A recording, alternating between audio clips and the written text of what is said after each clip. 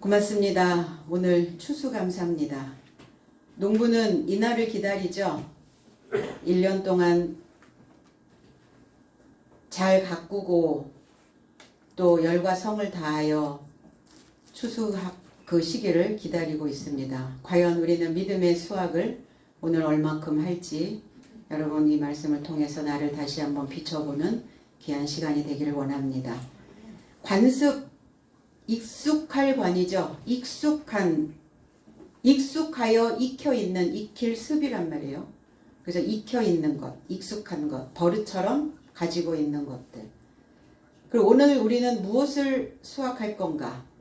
관습을 수확할 건지 아니면 그 관습에서 벗어난 그 삶을 수확할 건지.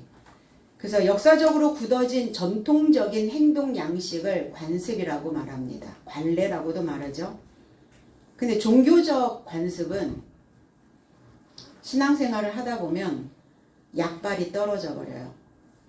그러니까 신앙이 점점 밋밋해지기 시작하죠. 감흥도 일어나지 않고 내가 하나님을 믿고 있는지도 잘 모르겠고, 그래서 이 관습 안에 내가 담겨져 있기 때문에 밋밋해지고 약발을 받지 않는 겁니다.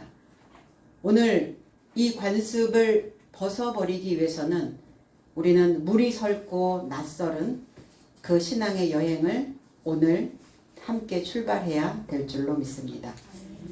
12절로 14절 저의 삶이 백성과 장로 삶과 서기관 삶을 충동하여 습격하여 그를 체포하여 공회에 이르고자 끌고 가서 거짓 증인 삶을 세우고 말하자. 이 사람이 이 거룩한 곳과 율법에서 거슬려 전하는 모독하는 말을 멈추지 않는다. 14절 왜냐하면 이 나사렛 예수가 이곳을 헐고 그리고 모세가 나의 삶에게 넘겨준 관습을 바꾸겠다고 그의 말하는 것을 나의 삶이 들었노라. 관습에 잡혀있는 종교 지도자들과 그리고 그 백성들이 충동하였다 그랬어요. 충동된 거예요. 그럼 이 충동이라는 게 뭐냐? 집단적으로 흥분한 상태에 있는 거죠. 그래서 이 쉰이라고 하는 단어와 카메오라고 하는 흔들다라는 단어에 함께 흔들리다, 요동하다. 왜 충동이 일어나는가? 그 요동이 일어나면 어떻게 되죠? 이동을 하게 되죠. 옮겨버려진단 말이에요. 하나님이 그 촛대를 옮겨버리시겠다. 그럼 하나님이 원인도 없이 이유도 없이 그냥 촛대를 옮기신단 말인가? 그렇지 않죠. 내 속에서 이미 충동이 일어난 거예요. 그러니까 거기에 맞물려서 하나님 옮기시는 거죠. 어떨 때 옮기려고 마음을 먹으시나요? 어떨 때 이동하려고 마음을 먹으시나요?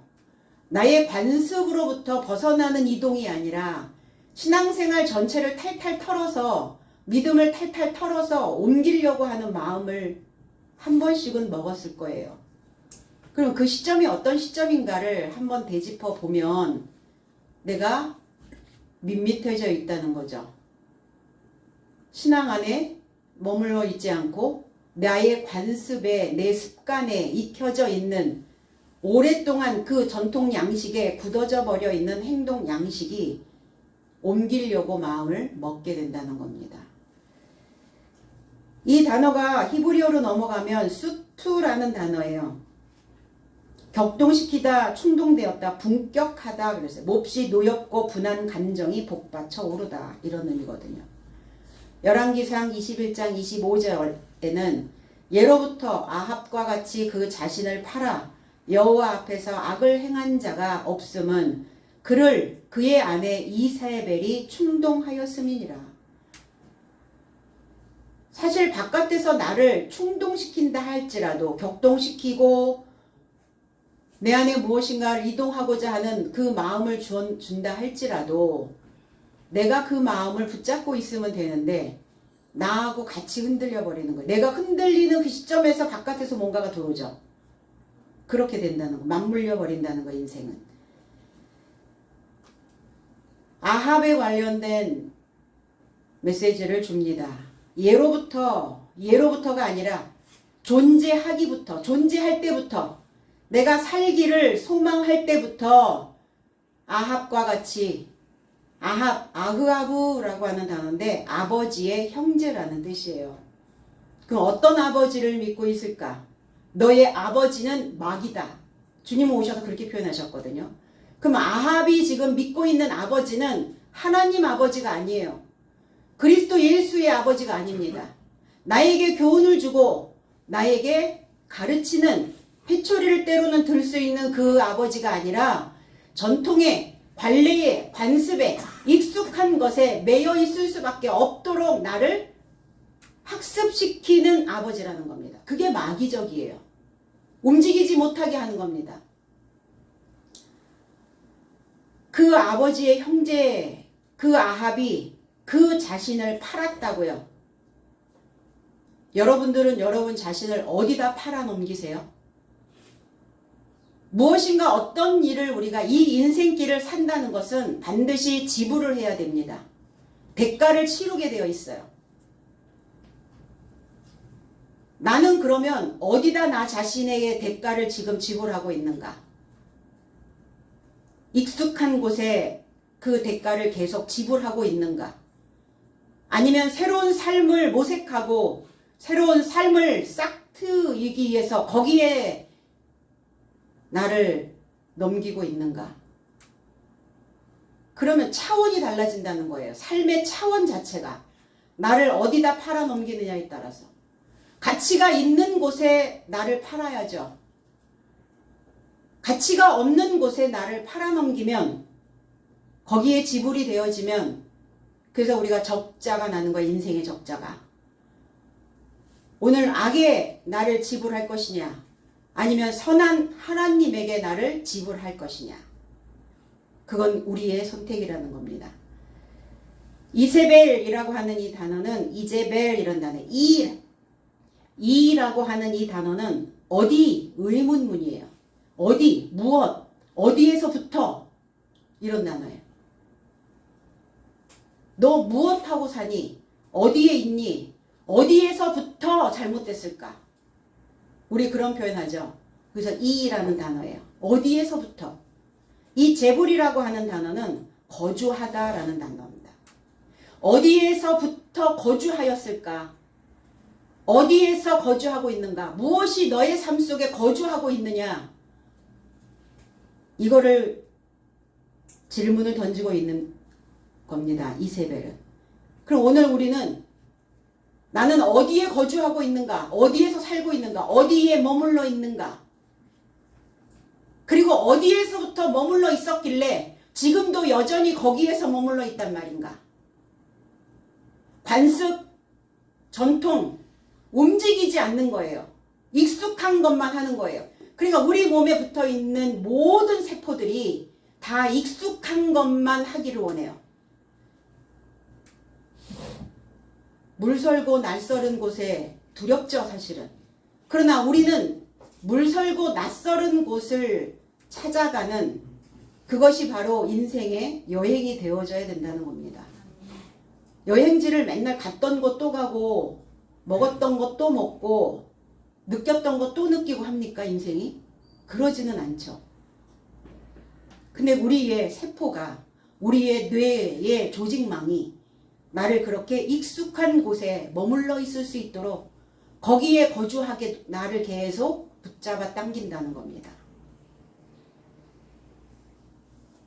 아합은 이스라엘의 7대 왕이었어요. 두로왕 옛 바알의 딸 이세벨을 아내로 삼고 그것으로 말미암아 여호와를 버립니다. 그리고 바알과 아세라를 숭배하게 됐어요. 근데 아합이 어느 날 자기 궁궐 옆에 이렇게 지나가다 보니까 나봇의 포도원이 궁궐 옆에 있었던 거예요. 나봇이라고 하는 그 선지자의 포도원. 너무 탐스럽고 너무나 갖고 싶고 너무나 탐이 났어요.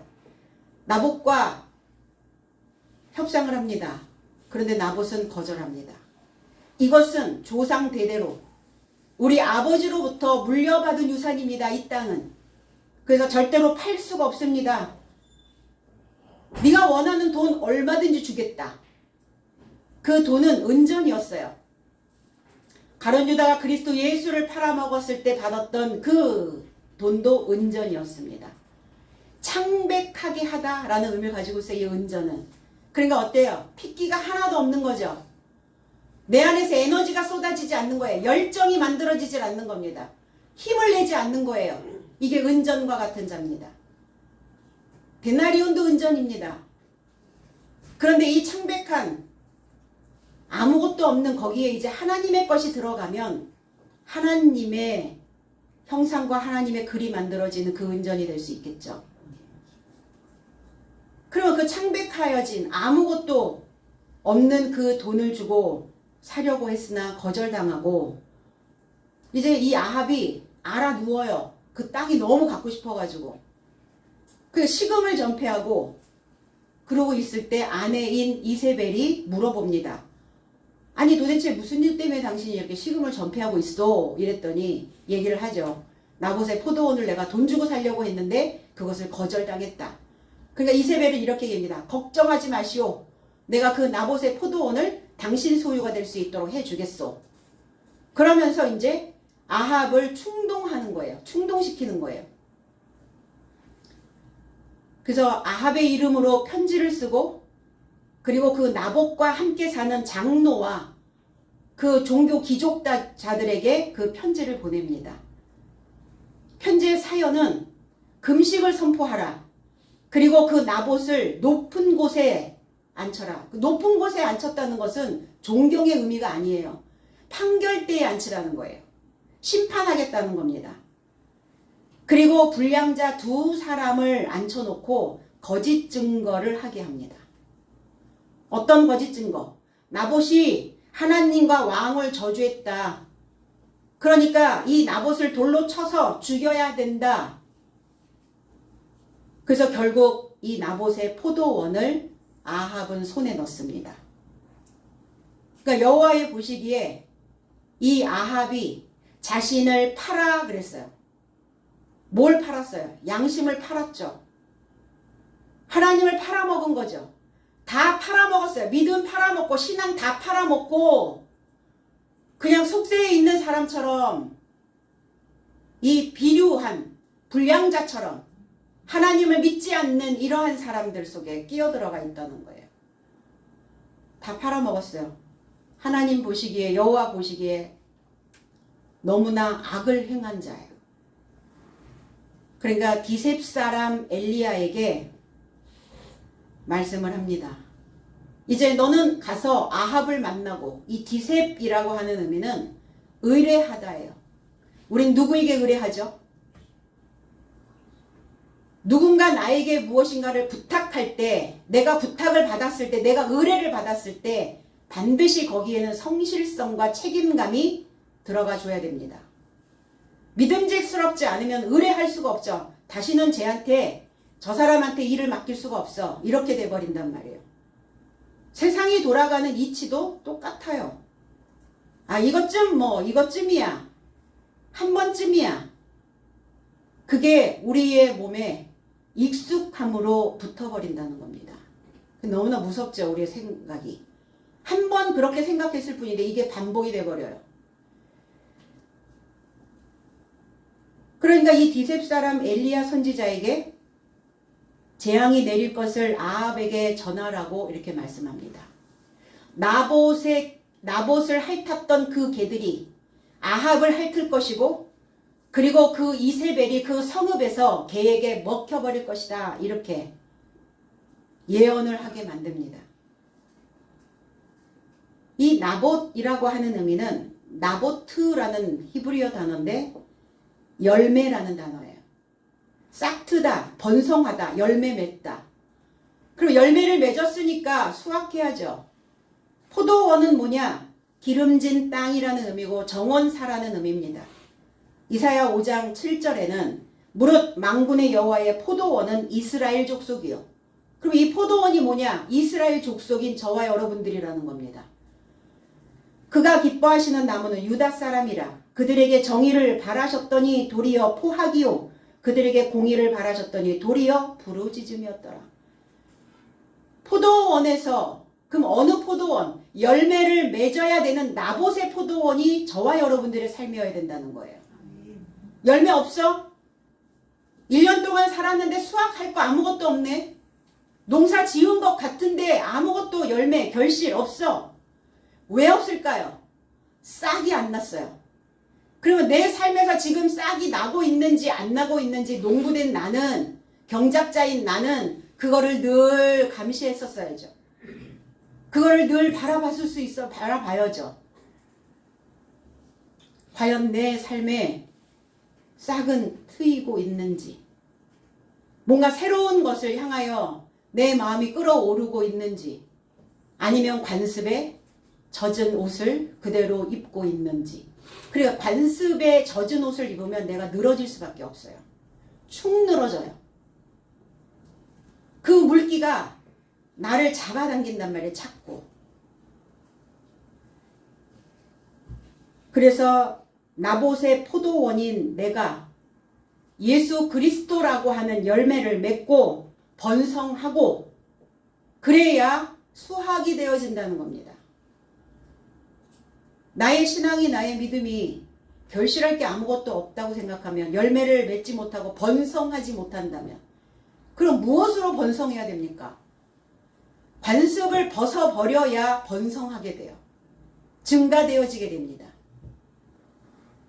그 옷은 똑같은 것만을 반복하며 살게 만들기 때문에 새로운 것들을 생산해낼 수가 없어요. 번성 안 되죠. 그러니까 나봇이 안 되는 거예요. 나봇의 포도원이 되어져야 되는데. 그래서 아합은 그 포도원을 탐냈겠죠. 왜? 본인도 하나님을 믿는 자예요. 이스라엘의 7대 왕이니까. 하나님에게 열매가 되어지기를 소망하는. 그런데 뭐는 안 했어요? 경작은 안 했네요. 땀은 안 흘렸네요. 수고로운 피땀을 흘려야, 그래야 추수할 게 만들어지지 않겠습니까? 저와 여러분들의 삶에도 무엇을 우리는 추수할 것인가? 땀을 흘리지 않고 내 땅을 돌보지 않고선 아무것도 열매를 내놓을 수가 없는 거죠. 불량자 두 사람, 베리아, 알이란 단어예요. 불량자. 불량품은 추수할 수 없죠. 불량품은 수확하지 않습니다. 그래서 짐승의 먹이로, 까치 밥으로, 새들의 먹이로 그냥 매달아 놔요. 그래서 그 나무에서 그냥 말라요. 상품 가치가 없단 말입니다. 불량한 것은. 이 불량자, 쓸모없는, 보잘것없는, 이게 벨리알이라는 뜻입니다. 쓸모없는 자, 하나님 나라에서도 원치 않거든요. 그러니까 우리 한 번뿐인 인생이잖아요. 어제는 다시 내게 다가오지 않습니다. 어제 쓸모없었던 것들을 버리는 거예요. 보잘것없다고 생각하는 내 자신의 그 사고를 잘라내는 겁니다. 그럼 모든 사람들이 어떠한 인생도 내 인생에 지금 수확할 게 아무것도 없다라고 생각하는 그 마음도 무엇인가 뒤져보고 찾아보면 하나 정도는 쓸모 있는 게 있어요. 근데 우리는 쓸모없다고 생각하는, 보잘것없다라고 생각하는 그 내 모습을 붙잡고 거기에다가 자꾸 나를 팔아넘기니까, 보잘것없는, 쓸모없는 그 생각에 나를 팔아넘기고 있다고요, 지금.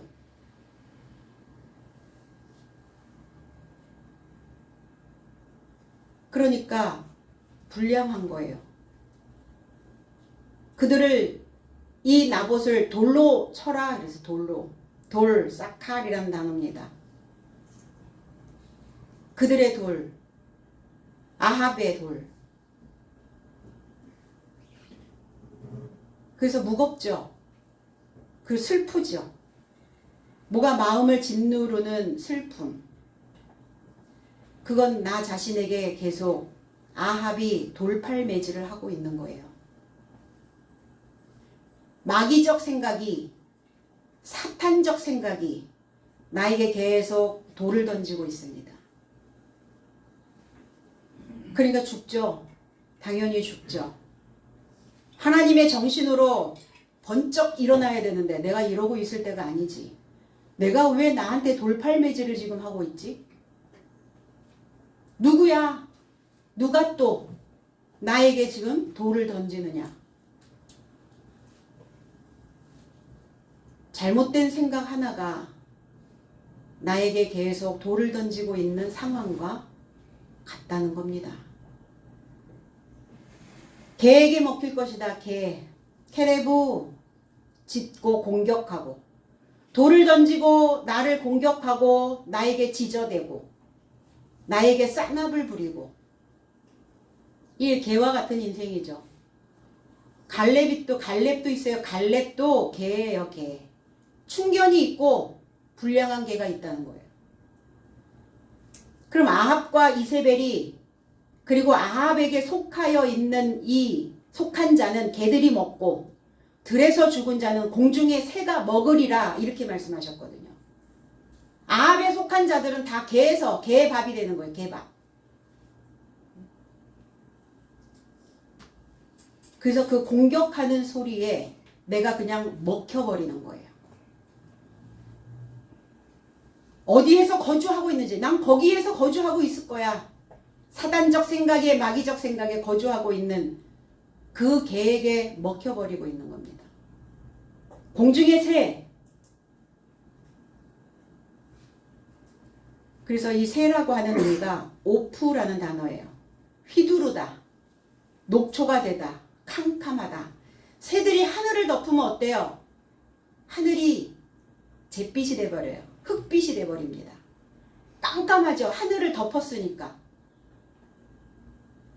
그러니까 새들이 덮여 있는 그 하늘을 뚫어야 되거든요.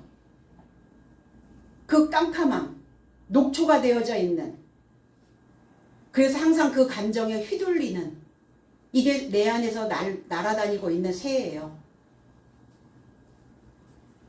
그래서 새를 사단의 비유를 또 합니다. 씨를 심으면 그 씨를 쪼아 먹는 쌍나지 못하도록 먹어버리는 그들을 새라고 말합니다. 바깥에 날아다니는 새가 나를 쪼아 먹습니까? 내 안에 날아다니고 있는 아합적 생각이 나를 쪼아 먹는다는 겁니다. 그리고 깜깜하게 덮여버리는 거예요. 그러니까 기진맥진해지죠. 기진맥진. 아무것도 안 했는데 힘이 없는 거예요. 이 손끝에 이 말초신경까지 힘이 쭉쭉쭉 혈액이 쭉쭉 뻗어나가야 되는데 쭉 늘어져 버리는 거죠. 사고의 문제입니다. 생각의 문제예요. 덮여있는 그 새를 날려보내셔야 됩니다. 오늘 스데반 집사에게 행하고 있는 이들,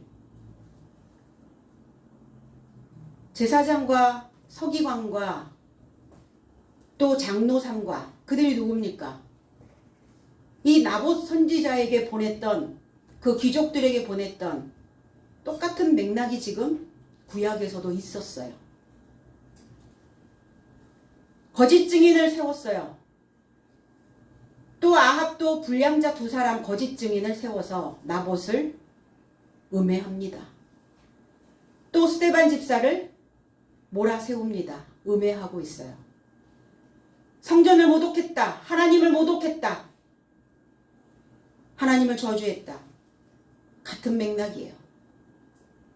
사람은 예나 지금이나 그렇게 많이 바뀌지는 않는 것 같아요. 6,000년 전에 있었던 사람이나 2,000년 전에 있었던 사람이나 종교적인 관습에 빠져 있는 사람들의 맥락은 똑같다는 겁니다. 지금은 안 그런가요? 종교적 관습에 매여 있는 사람들의 그 습관은 그렇지 않나요? 그렇다는 거예요. 새로운 거 절대 인정 못하죠. 낯선 곳 절대 안 가죠. 물 설코 그 물이 서로 안 먹죠. 똑같은 것만 먹는 거예요. 같은 것만 반복해서 하는 겁니다. 종교적 행위. 지금 2022년도 여전히 그 사람들의 관습에 잡혀 있는 사람들은 똑같아지는 것 같아요. 오늘 거짓 증인을 세워 스데반 집사를 죽이려고 하는 이 모습이 나봇을 죽인 그 모습과 같다는 겁니다. 그래서 번성하지 않으면, 열매로 내 자신을 수확하지 않으면, 그러면 돌팔매질 당하고요. 그리고 그 개에게 공격을 당합니다. 내가 번성하지 않으면. 내가 하나님의 말씀으로 결실을 내놓지 않으면, 내가 내 스스로, 내가 나 자신을 보잘것없는 인생으로, 별 볼 일 없는 그 신앙으로 그렇게 나를 전락시키고 만다는 겁니다. 그래서 내가 나를 공격하죠. 자가면역 질환이라고 들어보셨죠? 내 세포를 내가 적인 줄 알고 공격을 해요. 아니, 다른 사람의 공격도 힘들어요. 그런데 내가 나를 공격하는 거예요. 자가면역, 영적인 자가면역 질환에 시달리는 거죠.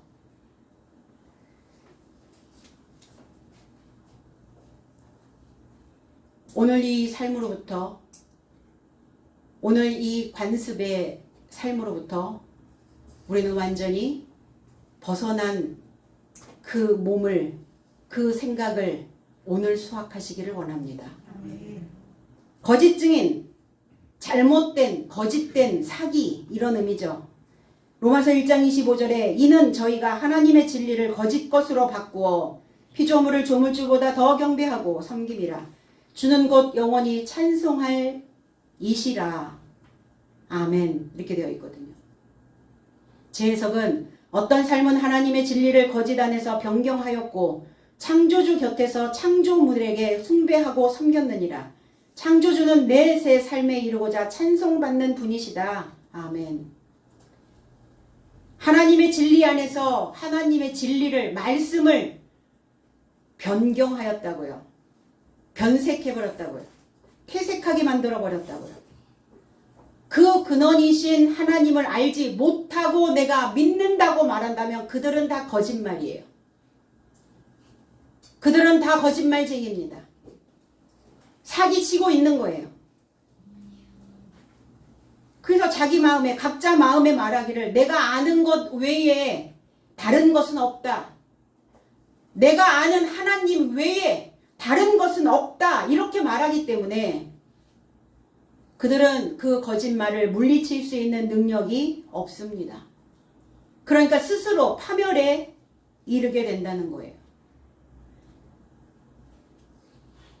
어떤 말씀에 내가 거주하는지, 내가 어떠한 성경적 말씀에 머물러 있는지, 내가 신앙생활의 수준이, 그 레벨이 어떤지, 그거를 내가 알지 못하고 믿고 있다면 이세벨입니다. 그리고 거짓 증인이에요. 참을 모르잖아요. 참, 진리. 참을 모르니까, 그럼 당연하죠. 참을 모르면 거짓이죠. 그러니까 그걸로 다 변경되어 잘못 해석하고 있다고요. 그래서 어떻게 누가 해석하느냐에 따라 뜻이 달라지면 안 되잖아요. 성경이. 해석하는 사람마다 그 문장이 다 다르면 뭘 어떻게 믿으라는 말입니까? 같은 문장을 주고 같은 낱말을 줬을 때 전체의 문장의 맥락이 같아져야 해요. 흐름이 같아야 되는데 아이들에게 해석을 하라고 줬더니 다 각자 해석이 다 달라. 뭘 믿을 수 있죠? 그리고 얘네들이 진짜 참을 알고 있을까? 이 낱말의 본뜻을 얘네들이 알고 해석을 하고 있나? 아니면 전통적으로 내려오고 있는 들은 풍월에 의하여 지금 해석하고 있지는 아니한가?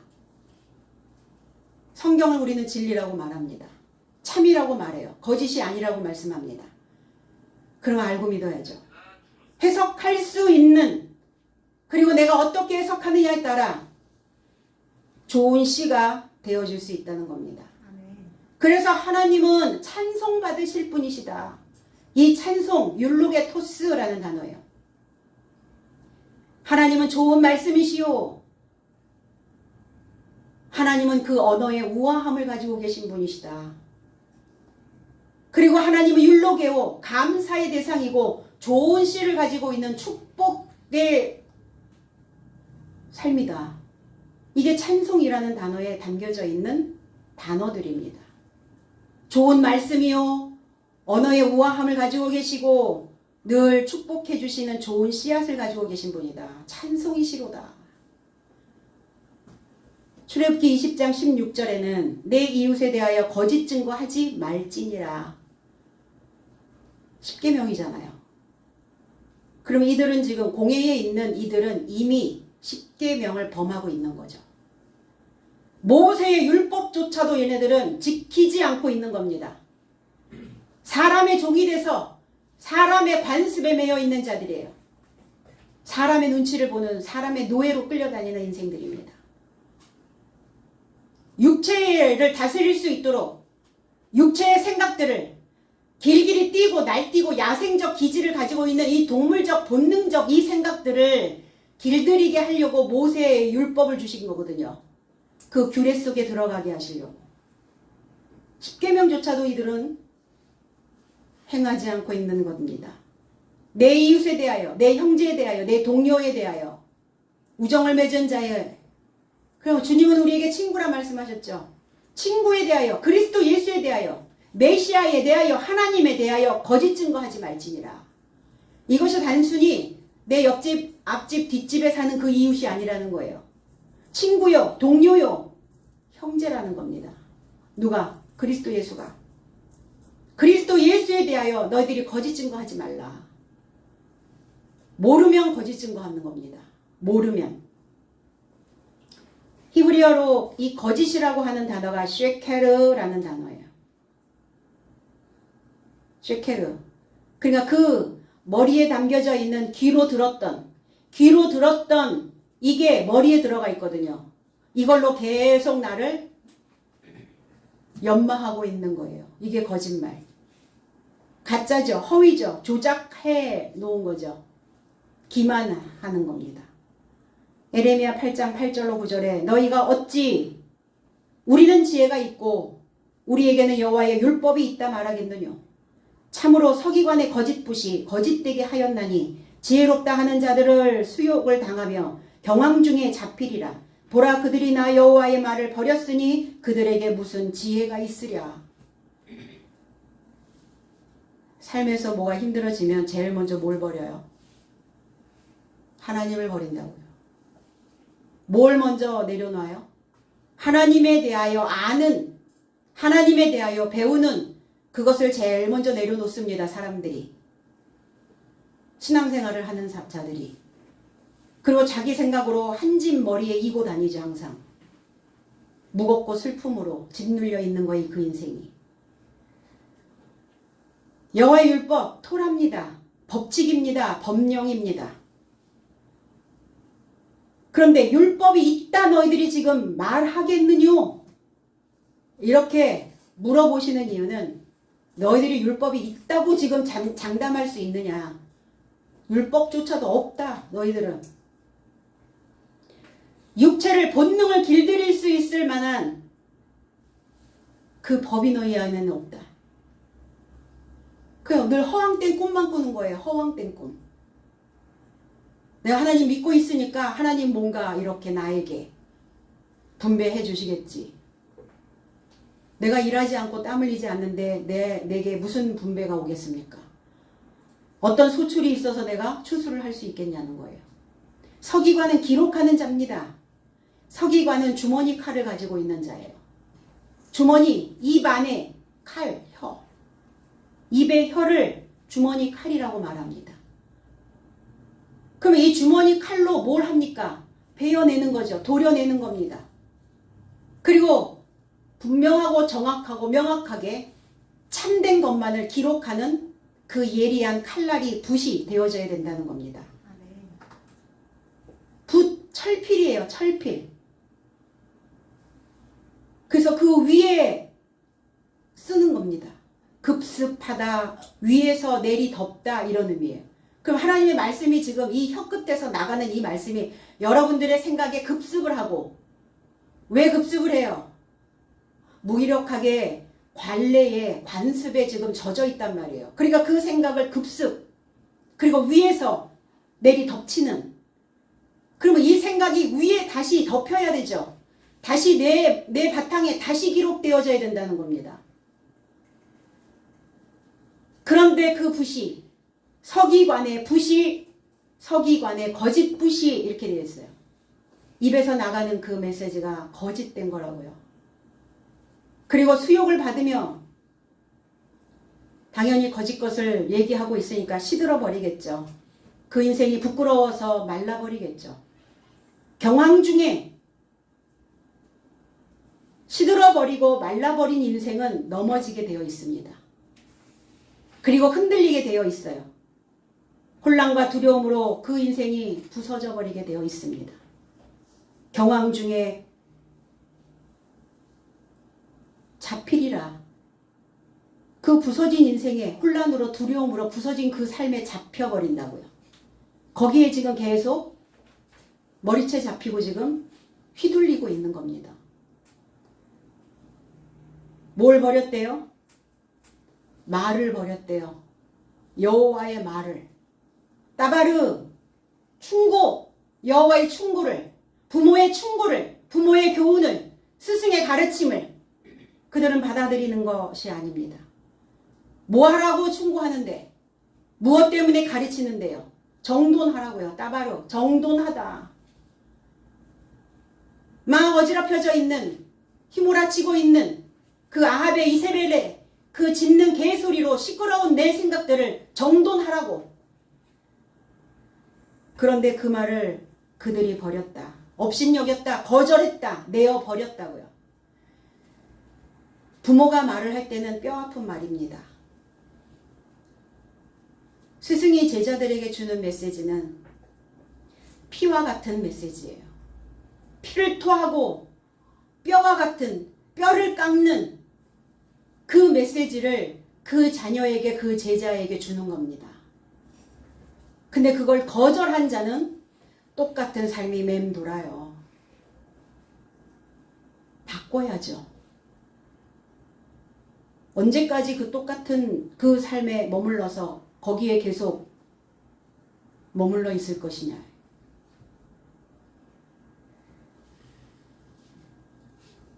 그래서 껍데기 신앙인들이 율법도 지키지 못하여 거짓 증거하고 있는 겁니다. 오늘 이 사내들인 공회에 있는 종교 지도자들, 그 백성들, 하나님을 믿는다고 말하고 있는 자들이 하나님을 내어버린 자들입니다. 왜 내버렸어요? 나사렛 예수가 나오거든요.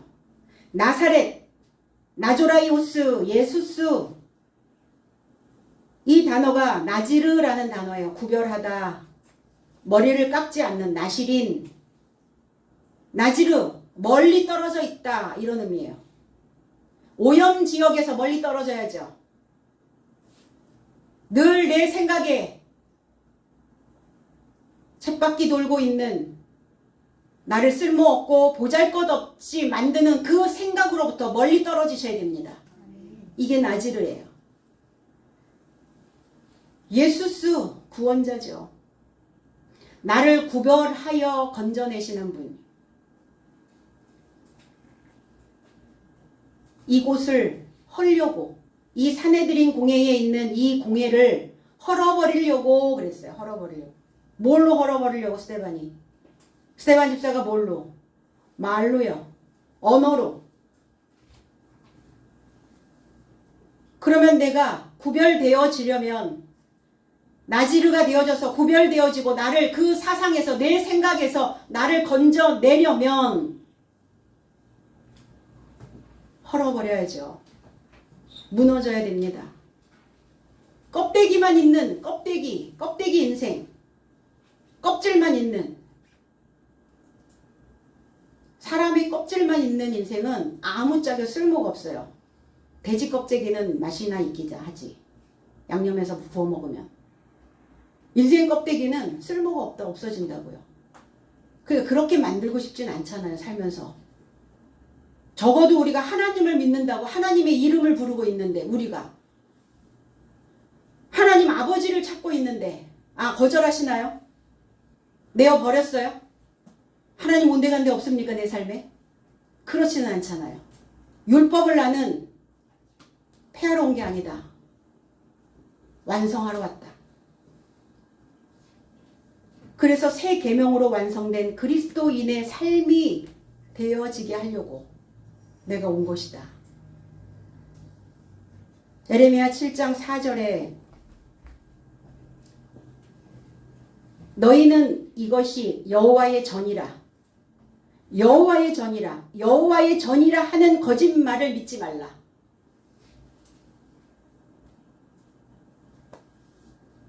내가 하나님의 전이라. 아니면 보여지는 거대한 건물에 여기에 하나님의 전이 있다. 그렇다 하여도 여호와의 전이라 하는 거짓말을 믿지 말라. 그럼 내가 진짜 여호와의 전이 되어져 있는가? 하나님의 말씀의 성물로 가득 채워져 있는가? 하나님의 사고로, 하나님의 사랑하는 그 진리로 채워져 있는가? 7장 9절로 10절에 너희가 도적질하며 살인하며 간음하며 거짓맹세하며 바알에게 분향하며 너희 알지 못하는 다른 신들을 좇으면서 내 이름으로 일컬음을 받는 이 집에 들어와서 내 앞에 서서 말하기를 우리가 구원을 얻었나이다 하느냐? 이는 이 모든 가증한 일을 행하려 함이로다. 교회 다닌다고 너희들이 구원을 받았다라고, 구원을 얻었다라고 너희들이 지금 하고 있느냐? 거짓말이다. 구원을 받으려면, 구원을 얻어내려면, 구원된 인생이 되어지려면 내 사상에서 벗어나셔야 해요. 항상 그 생각에서 벗어나지 못하니까 항상 그 말만 해요. 그 물에서 계속 놀고 있는 거예요. 그 물에서 내가 나한테 계속 주는 그 말에서 나를 건져낸 이것을 구원이라고 말합니다. 혼자는 안 되잖아요. 혼자 힘으로 못 건져내잖아요. 내 생각을 얼마나 깊이 들어가 있는지. 그래서 하나님이 필요한 거예요. 하나님의 메시지가, 하나님의 말씀이 필요한 거예요. 그래서 그 말을 붙잡고, 그 물줄기를 붙잡고 내가 건짐을 받아야 되니까. 그 물줄기가 나를 끌어당길 수 있도록 내가 하나님을 허용해야 되니. 내가 하나님을 허용하지 않으면 그 물줄기가 나를 끌어당기지 않아요.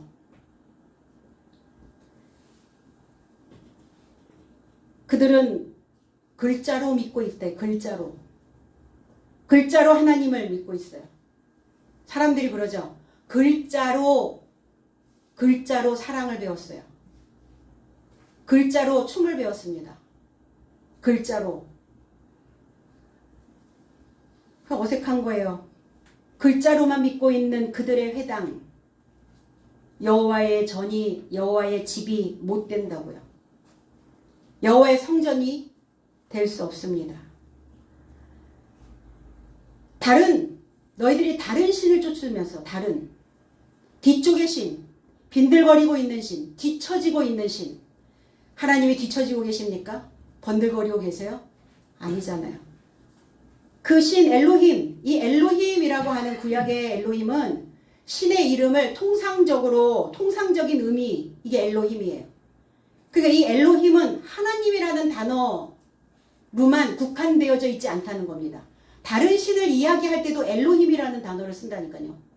신의 대명사 엘로힘 이렇게 말합니다. 그런데 다른 신, 다른 엘로힘, 이 엘로힘이라고 하는 이 의미는 강한 자를 소망하는 능력의 사역. 우리는 다 강한 자를 원합니다. 근데 강한 자를 붙잡으려면 하나님을 붙잡아야 되는데 왜 바뀌지 않는 내 강한 본능을 붙잡느냐고요. 그것도 내가 내 안에 신적인 존재에 내 본능이 못 벗어나는 거예요. 그 본능적인 신이. 우리가 구원을 얻었나이다. 내가 거기에서 해방이 되었나이다. 탈출했나이다. 너희들이 가증하다고요. 관습에서 벗어나지 못하고 있다면 하나님 우리를 가증하게 보셔요. 그럼 관습적 신앙은 뭐냐? 우상숭배와 같다는 겁니다. 그러니까 우리가 안으로 들어오지 않으면 내 속으로, 내 생각 안으로, 내 사상 안으로, 내 삶 속으로 들어오지 않으면 우상숭배예요. 그 이면에 있는 것을, 글자 이면에 있는 것을 알지 못하고 믿는다면 거짓말하는 거짓쟁이입니다. 그걸 우상숭배라고 말씀하는 거예요. 15절 그리고 공의 안에 앉은 전체가 그에게 이르러 응시하더니 마치 천사의 얼굴 같은 그의 얼굴을 봤다. 천사의 얼굴은 어떤 얼굴인가요? 여러분들이 천사의 얼굴이라면 나는 내 얼굴에 책임을 질 수 있는가? 천사, 앙겔로스, 소식을 가지고 전하는 자의 모습, 이 모습을 천사의 얼굴이다 이렇게 표현합니다. 모든 그리스도인의 얼굴이 천사의 얼굴이어야죠. 당연히 소식을 가져오고 있는 사자요, 목사요, 그리스도인들이요. 다 천사들입니다.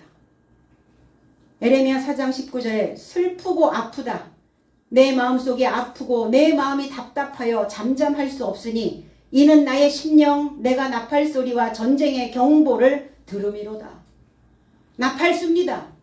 소식을 전하는 자의 모습이 바로 천사의 얼굴이라는 겁니다. 어떤 소식을 가져오고 있는가? 어떤 소식을 나는 나에게 계속 운반해 오고 있는가? 소식이라는 것은 우리의 삶 속에서 살아 숨쉬어요. 그러다가 때가 되면 소식이 없어지면서 우리도 죽음에 이르게 됩니다. 죽은 자는 소식이 들어오지 않아요. 살아있기 때문에 소식이 들어오는 거예요. 그런데 소식을 바꾸셔야죠. 기쁜 소식으로 바꾸셔야죠. 불쾌한 소식, 불운한 소식, 슬픈 소식, 나를 늘 늘어지게 만드는 소식, 오늘 그 소식으로부터 결별하시기 바랍니다. 그래서 사는 동안 이 소식으로 만들어가는 역동적인 그 하나님의 세계를 우리는 포착해야 될 줄로 믿습니다. 살아 숨쉬는 소식을 운반해야 그래야 천사의 얼굴이 될 수 있어요. 그래서 이렇게 얘기하죠. 야, 얼굴이 많이 달라졌어. 얼굴이 참 많이 좋아졌어. 그래서 항상 무언가를 우리는 다르게 보기 위해서 다르게 보려면 어떻게 해야 돼요? 책상 위로 올라가셔야죠. 책상에 앉아 계시지 말고 책상 위로. 그래서 멀리 보는 거예요. 높이 보는 겁니다. 주목하였다고요. 스테반 집사의 천사와 같은 얼굴을 주목하여 갔다고요. 주목해서 본다는 것은 위로 쳐다보다. 그의 높은 사고를 쳐다보는 겁니다. 모세의 율법과 그리스도 예수의 가르침으로 우리는 새로운 돌파구를 마련하고 그리고 각자의 믿음을 우리는 똑바로 쳐다보고 그래서 어떻게 돼야 돼요? 임도 보고 뽕도 따고